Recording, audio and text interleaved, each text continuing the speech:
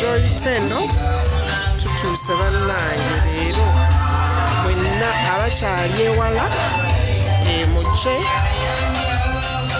bandi event lwetwerabise olunaku lulungi nnyo mujje musanyuke tukoze ka worship wano kalungi simple but beautiful mujje tujjuse obutebe buno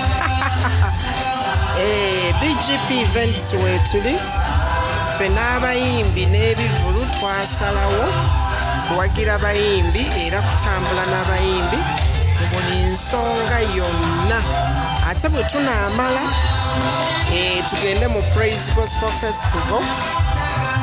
Abasinzi olwaleero be tulina baabano Lilian Malinga, Marion K, Princess Lilian, Fanda Johnson, Meme Juliet, Christine Lubega, Allen Helen, Bishop Joseph from Barara, Naki Julian, Sarah Selmaga, Apostle Jonathan Barbara, Simon Mirembe, Hadija Bilungi, Sarah Zion, nogundi ya Joy Tendo, then ate Joy Tendo alyokaje. So olunaku lulungi nnyo mujjire ddala bannange temwerabira ssaawa zituuse eddakiika ssaawa 11 tunaamala Praise Gospel Festival. Omuntu ali eyo jangu otwale ku posta eno the Praise Gospel Festival then era genda kubeera wano we tuli wano nga 10 December ate tukimalirize bulungi okuyingira mitwale 3 VIP 5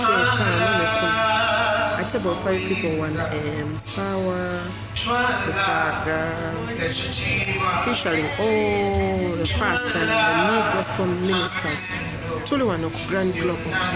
Tewerabira nti tulinamu, don't miss them. Lots of fun, great music, DJ mixing, gospel comedy. Olabeko ba gospel comedy abakuseseza mu Bible, winning of prizes, tulinawo face painting, ice cream, free drinks and snacks. You can follow us on Blessed Charles BGPevents. Blessed Charles BGPevents.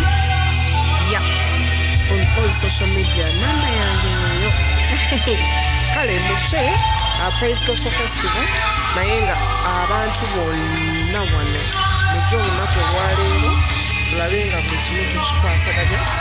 Kambalageko wano eno omukyala gwe mbadde mbagamba wano Lilian Malinga mumulabe yatuuse Lilian Malinga oyo yatuuse kuno Sarah Zion naye waaliyo kambalage ku mugole nga tannaba oyo tannaba omugole waffe oyo. So olunaku lwero buli kimu kiri bulungi nnyo, kiri talatibu saana Okay. Mwalindabyeko nange naye temujja kubeera nga mpyaki nondaba naye nange wendi tuli wana